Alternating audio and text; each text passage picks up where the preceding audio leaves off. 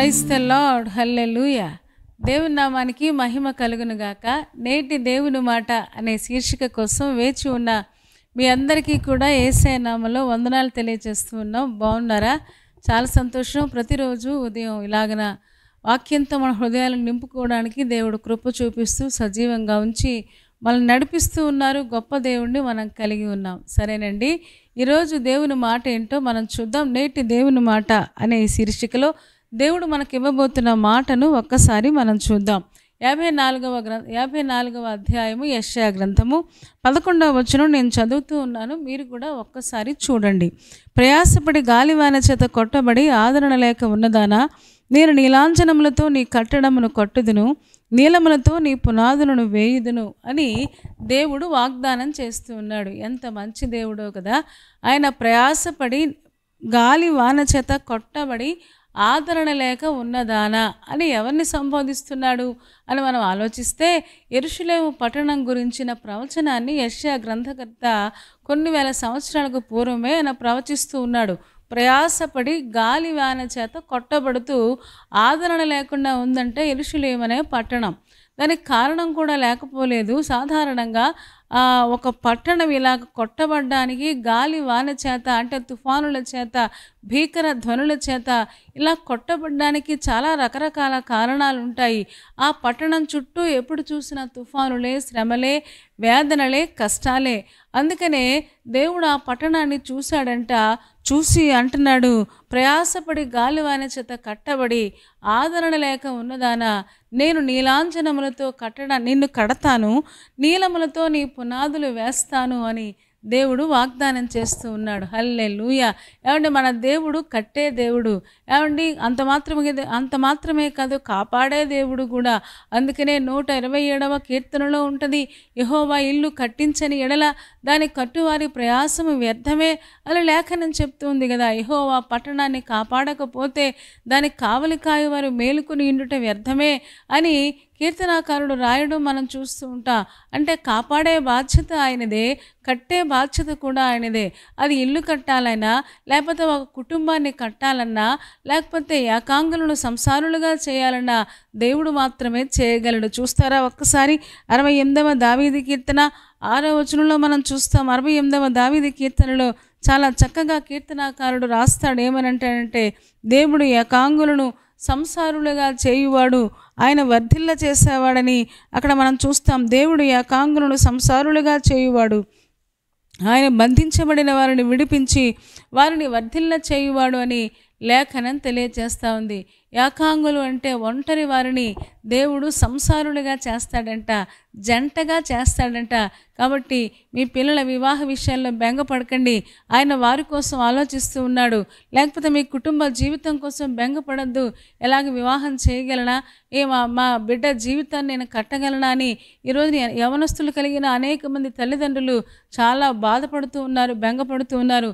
తప్పకుండా మీరే కాదండి, మీకోసం మీ పిల్లల కోసం కూడా దేవుడు ఆలోచిస్తూ ఉన్నాడు. ఏకాంగులను సంసారులుగా చేసేవాడంట. అంత మాత్రమే కాదు, వర్ధిల్ల చేసేవాడని కీర్తనాకారుడు చెప్తున్నాడు. కుటుంబాన్ని కట్టాలన్నా, వ్యక్తిగత ఆత్మీయ జీవితాన్ని కట్టాలన్నా, భౌతిక సంబంధమైన ఏ విషయాన్ని కట్టాలి అన్నా, ఒకవేళ సొంత గృహం కావాలి అన్నా దేవుడు మాత్రమే ఆ కట్టగలిగిన కెపాసిటీ, ఆ సామర్థ్యాన్ని కలిగి ఉన్న దేవుడని లేఖనం తెలియజేస్తుంది. యెరూషలేముతో వాగ్దానం చేస్తున్నాడు, ప్రయాసపడి గాలి వాన చేత కొట్టబడుచున్నదానా, నేను నిన్ను నీలాంఛనములతో కడతాను, నీలాలతో కడతానని దేవుడు వాగ్దానం చేస్తూ ఉన్నాడు. ఎంత మంచి దేవుడో కదా. ఎందుకంటే యెరూషలేము కొట్టబడుతూ ఉంది. యెరూషలేము చుట్టూ తుఫానులు, యెరూషలేము చుట్టూ పోరాటాలు. ఏమండి, యెరూషలేము పట్టణం అనేది ఒక వ్యక్తిని సూచిస్తూ ఉంది. ఏమండి, ఆ వ్యక్తిని సూచిస్తూ అని చెబుతున్న మాట ఈరోజు మీరు కూడా గాలి వానల చేత, తుఫానుల చేత, పోరాటాల చేత కొట్టబడుతూ ఉన్నారేమో. దేవుడు వాగ్దానం చేస్తున్నాడు, నేను మిమ్మల్ని కడతాను, మీ జీవితాన్ని కడతాను, మీ ఆత్మీయ జీవితాన్ని కడతాను, మీ పిల్లల జీవితాల్ని కట్టగలను, ఆ సామర్థ్యం నా దగ్గర ఉంది అని దేవుడే మనకు వాగ్దానం చేస్తున్నాడు. ఆయన కట్టేటప్పుడు మామూలుగా కట్టడు, వజ్రాలతో వైడూర్యాలతో ఆయన కడతానని వాగ్దానం చేస్తున్నాడు. భవిష్యత్తులో యెరూషలేము ఎలా కట్టబడబోతూ ఉందో దేవుడు ముందుగానే యెషయా గ్రంథకర్త ద్వారా ఈ మాట చెప్పినట్టుగా మనం చూస్తూ ఉన్నాం. అసలు యెరూషలేము పట్టణానికి కష్టాలు ఎందుకు వచ్చినాయి, ఈ శ్రమలు ఎందుకు వచ్చినాయి, మాటి మాటికి గాలి ఎందుకు వస్తుంది, మాటి మాటికి తుఫానుల చేత ఎందుకు కొట్టబడుతూ ఉంది అని మనం ఒకసారి ఆలోచిస్తే, తీస్తారా ఒక్కసారి లూకా సువార్త 13వ అధ్యాయము 34వ వచనం చదువుతూ ఉన్నాం. మీరు కూడా ఒక్కసారి అంటే, యెరూషలేమా యెరూషలేమా, ప్రవక్తలను చంపుచూ నీ యొద్దకు పంపబడిన వారిని రాళ్లతో కొట్టుచూ ఉండుదానా, కోడి తన పిల్లలను తన రెక్కల కిందకి ఎలాగూ చేర్చుకొనునో అలాగే ఎన్నో మారులు నేను నీ పిల్లలను చేర్చుకొనవలనని ఉంటిని గాని మీరల్లకపోతిరి, ఇదిగో మీ ఇల్లు మీకు విడువబడి ఉన్నది అని యెరూషలేముతో యేసుప్రభు వారు చెబుతున్నట్టుగా మనం చూస్తూ ఉన్నాం. యెరూషలేమా యెరూషలేమా, ప్రవక్తలను చంపుచు నీ యొద్దకు పంపబడిన వారిని రాళ్లతో కొట్టుచూ ఉండుదానా అని సంబోధిస్తూ ఉన్నాడు. యెరూషలేము పట్టణానికి దేవుడు ఎంతోమంది ప్రవక్తలను పంపించాడు. ఆ ప్రవక్తలు వచ్చి మీ బుద్ధి సరిచేసుకోండి, మీ జీవితాన్ని సరిచేసుకోండి, మీరు ఇలా ఉండకూడదు, ఇలా ఉంటే దేవుడికి కోపం వస్తుంది, ఈ విషయాలన్నీ చెబుతూ ఉంటే ఆ ప్రవక్తల్ని చంపిందంట, ప్రవక్తని రాళ్ళేసి కొట్టిందంట. ఎందుకండి, ఎవరో ఎందుకు, సాక్షాత్తు యేసుప్రభు యెరూషలేము జయప్రవేశం చేసినప్పుడు యెరూషలేములోనే కదా యేసు ప్రభుని సిలువ వేసినట్టుగా మనం చూస్తూ ఉన్నాం. యేసు ప్రభునే రాళ్లతో కొట్టినట్టుగా మనం చూస్తూ ఉన్నాం కదా. ఏమండి, ఎంతోమంది ప్రవక్తలను దేవుడు పంపించాడంట. ఎందుకంటే యెరూషలేముకు బుద్ధి రావాలి, యెరూషలేము చాలా విషయాలు నేర్చుకోవాలి, యెరూషలేము ప్రపంచానికి దీవెనగా ఉండాలనే ఉద్దేశంతో ప్రవక్తల్ని పంపిస్తూ ఉంటే ప్రవక్తల్ని చంపడం అలవాటైపోయింది యెరూషలేముకి. ఈ రోజున మనకు కూడా, మన దగ్గరకు కూడా దేవుడు అనేక మంది ప్రవక్తలను పంపిస్తూ ఉన్నాడు, అనేక మంది దైవజనులను పంపిస్తూ ఉన్నాడు. ఒక్కొక్కసారి మన తల్లిదండ్రులే చక్కగా మనకు బోధిస్తూ ఉన్నారు, అమ్మ ఇలా ఉండకూడదు, ఇలా ఉండాలి, ఈ పని చేస్తే దేవుడికి కోపం వస్తుంది, ఇలా చేస్తే నీ జీవితం బాగోదు అని గద్దిస్తూ ఉంటే ప్రవక్తలు గద్దించినట్టుగా తల్లిదండ్రులు గద్దిస్తూ ఉంటే తల్లిదండ్రుల మాటలు మనం వినలేకపోతూ ఉన్నాం, ఆ గద్దింపుని స్వీకరించలేకపోతూ ఉన్నాం. నాకే చెప్తారా, ఎంతకాలం చెప్తారు, జీవితం అంతా చెప్తూనే ఉంటారా అని రకరకాల మనస్సులతో వాళ్ళని వేధిస్తూ ఉన్నాం, వాళ్ళని ఎదిరిస్తూ ఉన్నాం. ఈ రోజున పిల్లలారా, దేవుడు మనందరితో మాట్లాడుతున్నారు.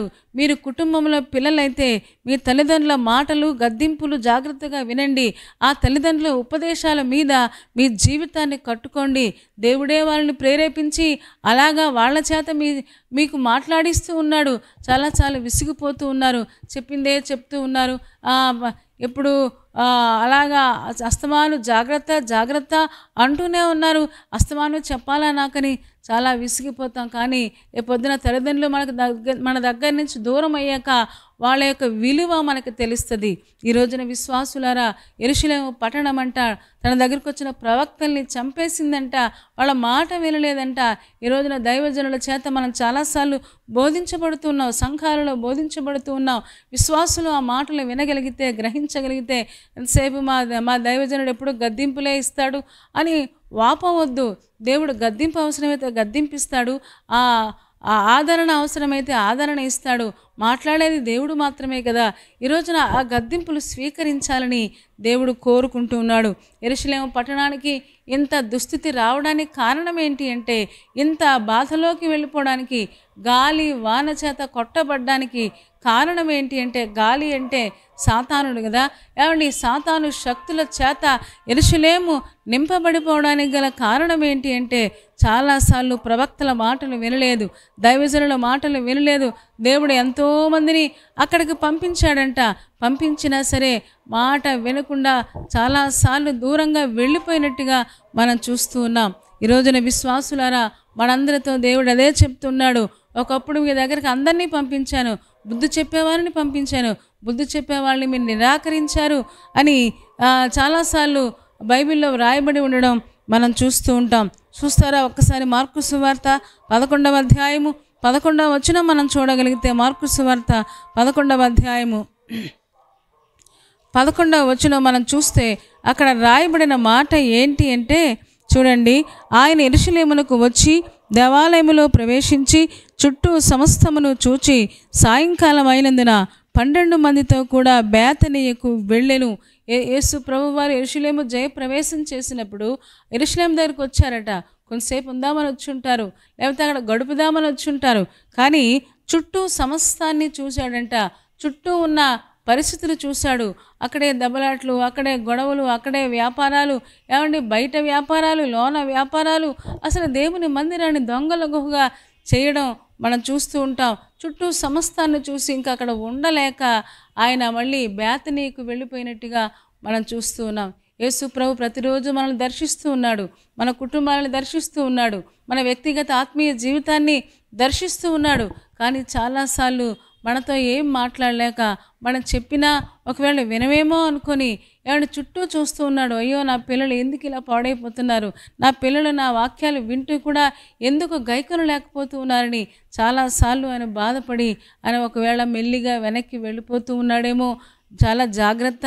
ఈ రోజున దేవుడు ప్రతిరోజు దర్శించేవాడు మన కుటుంబాలని, మన ఆత్మీయ జీవితాన్ని, మన వ్యక్తిగత జీవితాన్ని దేవుడు దర్శిస్తూ ఉన్నప్పుడు, దేవుడు దర్శించినప్పుడు మనం దేవునికి ఇష్టంగా కనిపించాలి. దేవుడు దర్శించేటప్పుడు దేవునికి యోగ్యంగా మన జీవితాలు కనిపిస్తున్నాయా? కనిపిస్తే దేవునికి స్తోత్రం. ఒకవేళ అలాగ లేకపోతే దొంగల గుహగా యెరూషలేము ప్రార్థనా మందిరం అయిపోయింది కదా. అక్కడే వ్యాపారాలు, దెబ్బలాట్లు, గొడవలు, ఏమండి ఇవన్నీ కూడా మనం అధ్యాయంలో చూస్తాం. ఏమండి ఈ రోజున మీరే మందిరమై ఉండగా అని భక్తుడు అంటాడు కదా. మన జీవితమే, మన దేహమే దేవుని యొక్క ఆలయమని, పరిశుద్ధాత్మక ఆలయమే ఉన్నదని మీరు ఎరుగరా అంటారు. మరి పరిశుద్ధాత్మక ఆలయమై ఉన్న ఈ దేవాలయమనే ఈ శరీరము లోపల ఎన్నోసార్లు కలహాలు, శరీర కార్యాలు లోపల ఉండడం మనం చూస్తున్నాం. ఎప్పుడు చూసినా కలహం, ఎప్పుడు చూసినా జగడం, అసూయ, మత్తతలు, ఇలాంటివన్నీ కూడా అల్లరితో కూడిన ఆటపాటలు ఈ రోజున అనేక మంది విశ్వాసుల హృదయాలలో ఉండడం మనం గమనిస్తూ ఉన్నాం, చూస్తూ ఉన్నాం. ఒకవేళ అలాగుంటే యెరూషలేమును చూశాడంట, చుట్టూ సమస్తాన్ని చూశాడంట, ఏమీ అనలేక బాధపడి, ఒకవేళ ఇంకొక దగ్గర రాయబడి ఉంటుంది ఆయన యెరూషలేమును చూచి ఏడ్చాడంట. ఏమండి మీ గర్వాన్ని బట్టి నేను చాటున ఏడుస్తూనూ ఉన్నానని లేఖనం తెలియచేస్తూ ఉంది. ఈ రోజున విశ్వాసులారా, దేవుడికి దుఃఖాన్ని కలిగిస్తున్నామా, దేవుడికి సంతోషాన్ని కలిగిస్తూ ఉన్నామా? యెరూషలేము పట్టణము దుఃఖాన్ని కలిగించింది, సంతోషాన్ని కలిగించలేదు యేసు ప్రభుకి. ఈ రోజున మన విశ్వాస జీవితాలు దేవుడికి ఆనందాన్ని కలిగించాలని పరిశుద్ధాత్మ దేవుడు కోరుకుంటూ ఉన్నాడు. ఏమండి మనమే దేవుని ఆలయం అయితే ఈ దేవుని ఆలయంలో నిరంతరం స్తుతి, ఆరాధన, నిరంతరం ఆత్మ ఫలాలు మన హృదయంలో ఉండాలి కదా. కానీ దానికి బదులుగా శరీర కార్యాలు ఉంటే దేవుడు బాధపడతాడు, దేవుడు చాలా ఏడుస్తాడు. యెరూషలేమును చూసి ఏడ్చినట్టుగా మనల్ని కూడా చూసి ఏడుస్తూ ఉన్నాడేమో, బాధపడుతూ ఉన్నాడేమో.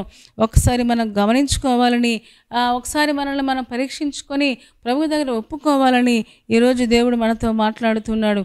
యెషయా గ్రంథము 54వ అధ్యాయము 11వ వచనం కూడా ఒకసారి చూద్దామా? 54వ అధ్యాయంలో 11వ వచనం మనం చూసాం కదా. అలాగే 51వ అధ్యాయము 21వ వచనం నేను చదువుతూ ఉన్నాను, మీరు కూడా ఒకసారి చూడండి. ద్రాక్షారసము లేకయే మత్తురాలవై శ్రమపడిన దానా ఈ మాట వినుము అంటున్నాడు. ద్రాక్షారసము లేకయే మత్తురాలవై శ్రమపడిన దానా, ద్రాక్షారసం తాగకుండానే యెరూషలేము మత్తుగా తూలుతూ ఉందంట. అంటే మందబుద్ధి వచ్చేసింది. యెరూషలేములో ఉండాల్సినంత పరిశుద్ధత కానీ పవిత్రత కానీ కనిపించడం లేదు. ఎందుకంటే శరీర కార్యాలన్నీ కూడా యెరూషలేము మందిరంలో ఉండడం వల్ల ద్రాక్షారసం లేకయే మత్తురాలవై శ్రమపడుతూ ఉన్నదానా, యెరూషలేమా నీతో నేను ఎలాగూ మాట్లాడుతున్నానని ఆయన సంబోధించడం మనం చూస్తూ ఉన్నాం. దేవుడు మన జీవితాలను కట్టే దేవుడు. యెరూషలేము పాడైపోతే యెరూషలేము పట్టణాన్ని దేవుడు కట్టించినట్లుగా, ఏమండి మన వ్యక్తిగత ఆత్మీయ జీవితాలు దేవుడు కట్టించగలడు, ఆత్మీయంగా ఎదిగేలాగా దేవుడు చేయగలడు. మరి దేవుడిని బాధపెడుతూ ఉంటే, ఒక్కసారి బాధపెట్టే అంశం ఏదైనా ఉంటే ప్రభు దగ్గర ఒప్పుకుంటే తప్పకుండా ఆ ప్రార్థన ద్వారా తిరిగి మన యొక్క జీవితాలను దేవుడు కట్టడానికి ఎప్పుడూ సిద్ధంగా ఉంటాడు. సంసోను చూడండి, పాపం చేశాడు, దేవుడికి దూరం అయిపోయాడు, కళ్ళు పీకేయబడ్డాయి. అలాంటి సమయంలో కూడా యేసయ్యా, దేవుడా, యెహోవా దేవా, నన్ను ఒక్కసారి జ్ఞాపకం చేసుకో అన్నాడు. చిన్న పశ్చాత్తాపంతో కూడిన ప్రార్థన చేయగానే దేవుడు సంసోను జీవితాన్ని దేవుడు కట్టినట్టు కట్టి మరలా అనేక మందిని ఆ రోజు ఆ ఫిలిష్తీయులందరూ నాశనం చేసినట్లుగా ఈ రోజున దేవుడు మన జీవితాలను కూడా ఆయన కట్టగలడు. ఆయన కట్టాలి అంటే పశ్చాత్తాపముతో కూడిన ఒక చిన్న ప్రార్థన మన జీవితాలను తిరిగి నిర్మించుకునేలాగా దేవుడు చేస్తాడు. తప్పిపోయిన కుమారుడు వచ్చాడు, పాపం ఒప్పుకున్నాడు, వెంటనే తండ్రి చేర్చుకున్నట్లుగా తండ్రి చేర్చుకోవడం మాత్రమే కాదు, ఆ చిన్న బిడ్డ జీవితాన్ని తిరిగి కట్టడం ప్రారంభించాడు. ఈ రోజున ఎంతమంది జీవితాలు శిథిలాలు అయిపోయినాయి, ఎంతమంది జీవితాలు అక్కడక్కడ అసలు అందంగా కనిపించడం లేదు. ఈ రోజున మన వ్యక్తిగత ఆత్మీయ జీవితాన్ని దేవుడు కట్టే దేవుడే ఉన్నాడు.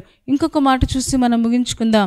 నెహెమ్యా గ్రంథము 2వ అధ్యాయము 18వ వచనం 20వ వచనం మనం చూడగలిగితే అక్కడ చాలా చక్కని మాట వ్రాయబడి ఉంది. యెరూషలేము ప్రాకారం పడిపోయిందంట. పడిపోతే ఆ మాట నెహెమ్యా విన్నాడు అంట.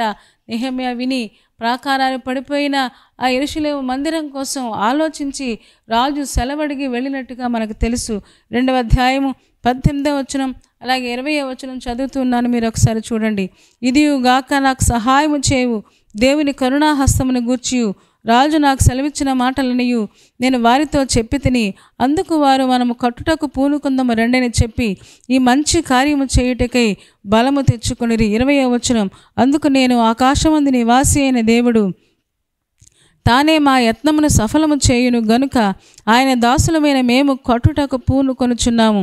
యెరూషలేమునందు మీకు భాగమైనను స్వతంత్రమైనను జ్ఞాపక సూచన అయినను లేదని ప్రత్యుత్తరం ఇచ్చితిరి అని మనం చదువుతూ ఉన్నాం. యెరూషలేము ప్రాకారం పడిపోతే ఆ ప్రాకారపు గోడలు తిరిగి నిర్మించడం కోసం నెహెమ్యా వెళ్ళినట్టుగా నెహెమ్యా చుట్టూ అనేక మంది అందరూ కలిసి కట్టడానికి పూనుకున్నట్టుగా మనం చూస్తూ ఉన్నాం. దేవుడే మా చేత కట్టిస్తూ ఉన్నాడు. మాకు దేవుని కరుణాహస్తం తోడుగా ఉంది, దేవుని దక్షిణ హస్తం మాకు తోడుగా ఉంది. ఆ దక్షిణ హస్తం తోడుగా ఉండడం వల్ల మేము కట్టగలుగుతూ ఉన్నాం, మరలా కట్టడానికి పూనుకుంటూ ఉన్నామని నెహెమ్యా చెప్తూ ఉన్నాడు.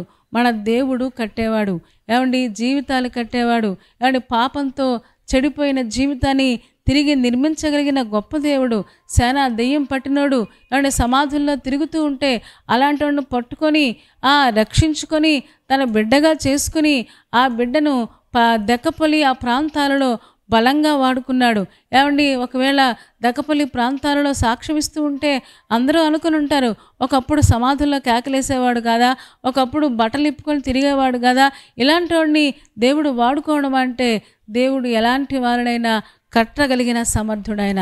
ఒకవేళ మన జీవితాలు పాపంతో లేకపోతే శాపంతో చెడిపోయినా సరే, ఎంత అధో పాతాళానికి వెళ్ళిపోయినా సరే, దేవుని వాక్కు, దేవుని మాట మన జీవితాలను తిరిగి నిలబెట్టగలదు. ఈ రోజున ఎంతోమంది దొంగలు మారిపోతూ ఉన్నారు, వ్యభిచారులు మారిపోతూ ఉన్నారు, దెయ్యాల చేత పీడించబడిన వారు మారిపోతూ ఉన్నారు. దేవుడు అలాంటి వారిని వాడుకోవడం ఎంత విడ్డూరమైన విషయమో కదా.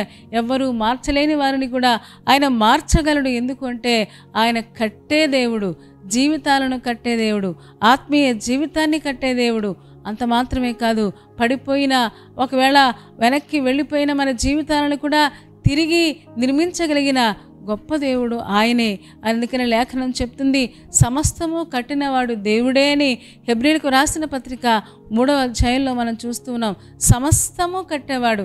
ఇది మీ జీవితంలో ఏది పోగొట్టుకున్నారో, ఏ విషయంలో వెనక్కి వెళ్ళిపోయారో ఈ రోజున ప్రభువు దగ్గర ఒప్పుకుంటే యెరూషలేము ప్రాకారాన్ని తిరిగి నెహెమ్యాను ప్రేరేపించి కట్టించినట్లుగా దేవుడు ఎవరో దాసుల్ని ఉపయోగించుకొని, ఎవరో ఒకరిని ఉపయోగించుకుని తిరిగి మన జీవితాలను ఆయన కట్టగలిగిన సమర్థుడై ఉన్నాడు.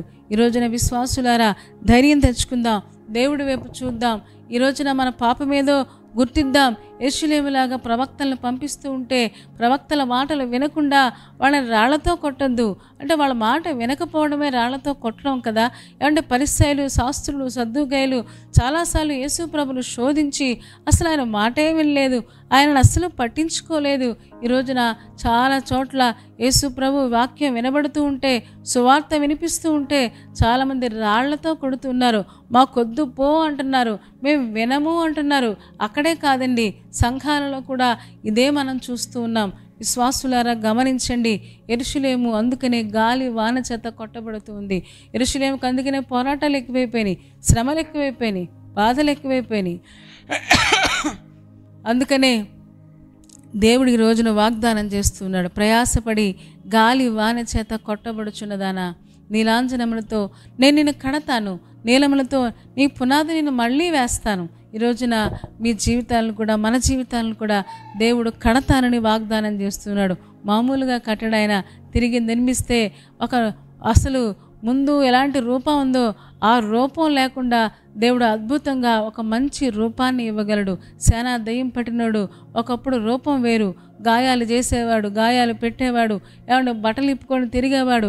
కానీ ఇప్పుడు బట్టలు వేసుకొని యేసు పాదాల దగ్గర కూర్చొని ఏమన్నా దెక్కపల్లి ప్రాంతంలో ఆయన వాక్యాన్ని బోధిస్తున్నట్టుగా రూపురేఖలన్నీ కూడా మార్చేశాడు. ఈ రోజున మన జీవితాలను కూడా ఆయన కట్టగలడు.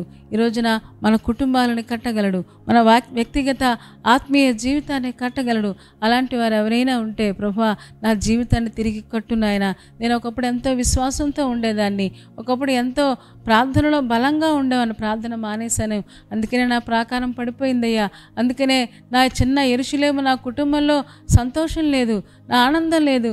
దేవా నా జీవితాన్ని ఒక్కసారి చూడండి, తిరిగి నన్ను నిర్మించండి అంటే సమస్తము కట్టేవాడు దేవుడే గనుక తప్పకుండా కడతాడు, నిర్మిస్తాడు.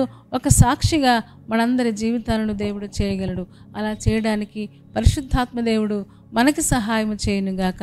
తలలు వంచండి, కళ్ళు మూసుకోండి, చిన్న మాట ప్రార్థన చేద్దాం. పరిశుద్ధుడా, ప్రేమ కలిగిన మా తండ్రి, నీ పాదాలకు వందనాలు చెల్లిస్తూ ఉన్నాం, స్తోత్రాలు చెల్లిస్తూ ఉన్నాం. మీరు మాతో మాట్లాడిన ఈ శ్రేష్టమైన మాట కోసం మీకు వందనాలు. మీరు మాకు ఇచ్చిన వాగ్దానం కోసం మీకు వందనాలు. నిజమే, ఎప్పుడు చూసినా ప్రయాసే, ఎప్పుడు చూసినా పోరాటమే, తుఫానులే, వాటన్నిటి మధ్యలో యెరూషలేము నలిగిపోయినట్టుగా మేము కూడా మా జీవితాలు కూడా చాలాసార్లు నలిగిపోతూ ఉన్నాయ్యా. దేవా కనికరించండి. అయినా సరే తిరిగి కడతానని యెరూషలేముతో వాగ్దానం చేసినట్టుగా ఈరోజు మాకు కూడా మీరు వాగ్దానం చేశారు. యెరూషలేము చేసిన పొరపాట్లు మేము చేయకుండా మమ్మల్ని అందరినీ స్థిరపరచుము, మమ్మల్ని అందరినీ బలపరచుము తండ్రి. ప్రవక్తల మాటలు, దైవజనుల మాటలు, ఉపదేశాలు వినడానికి మాకందరికీ నేర్పించు నాయన. నీ కృపకు అప్పగించుకుంటూ చేరవచ్చిన ఒక్కొక్క విశ్వాసిని దీవించుము. వారు ఏ ప్రయాణాల మీద వెళుతూ ఉన్నారో, ఏ పనుల మీద వెళుతూ ఉన్నారో ప్రతి విషయంలో సఫలత దయచేయండి. వారి ఆత్మీయ జీవితాలు నాయన నీకు సంతోషం కలిగించేలాగా ఉండడానికి మీరే కృప చూపించుము తండ్రి. సహాయము చేయము. రేపటి దినం కోసం మమ్మల్ని అందరినీ సిద్ధపరచుము. యేసయ్య నామములో ప్రార్థించి వేడుకొంచున్నాము తండ్రి. ఆమె చెప్పారు కదా. కార్యక్రమాన్ని లైక్ చేయండి, షేర్ చేయండి, అలాగే కామెంట్ పెట్టండి. ఒకవేళ ఈ కార్యక్రమాన్ని సబ్స్క్రైబ్ చేసుకోకపోతే డాక్టర్ స్పర్జన్ యూట్యూబ్ ఛానల్ని సబ్స్క్రైబ్ చేసుకోండి. తద్వారా నోటిఫికేషన్స్ అన్నీ మీకు వస్తాయి. మా కార్యక్రమాలన్నీ మీరు చూడవచ్చు. సరేనా అండి? దేవుని చిత్తం అయితే మళ్ళీ రేపు ఉదయం కలుసుకుందాం. అప్పటి వరకు దేవుని మహాకృప మనందరికీ తోడే ఉండును గాక. ఆమేన్.